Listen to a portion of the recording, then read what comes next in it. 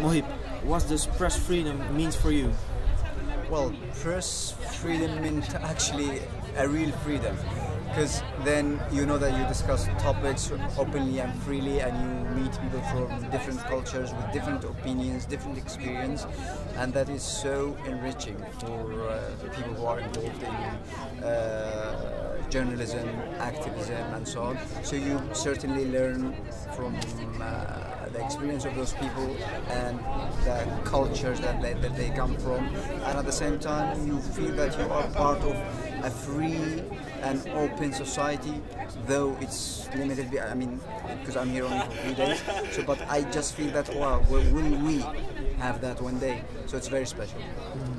And the debate was about the dark side on the internet. But doesn't internet seem to be a good opportunity for Yemen? Well, I think the internet should be a good opportunity for Yemen, just like anywhere else, because it certainly provides people with many options that we didn't have in the past. Like, for example, people used to rely on the mainstream media, and in countries like Yemen, it's like we have dictatorships, and the mainstream media is the voice of the government, so it's the voice of the dictators. And the internet provided us with the opportunity to have this like informations from different sources about the same topic, and you have like the choice to compare and analyze and be objective at the same time. And at the same time, you don't have to be like information receiver only. You can be also a source of information if you want to add something or write something or contribute in a blog. So it's very important. Unfortunately, in Yemen, it's because of the situation and I guess poverty and lack of education, it's not that high as Egypt or Tunisia or other countries in the Arab world.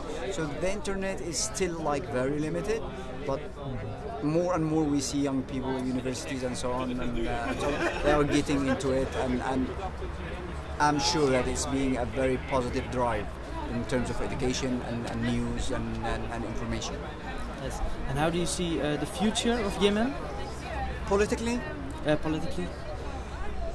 Well, the way I see it now is very different from the way I saw it 3 months ago, before the whole thing started, like people go to the streets, because then I was always like very frustrated, knowing like the enormous amount of injustice, suppression, poverty, corruption that is really the cancer of the country in Yemen.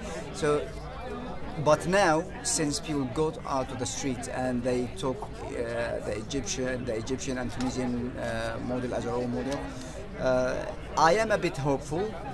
I think we are going to have a reasonable outcome.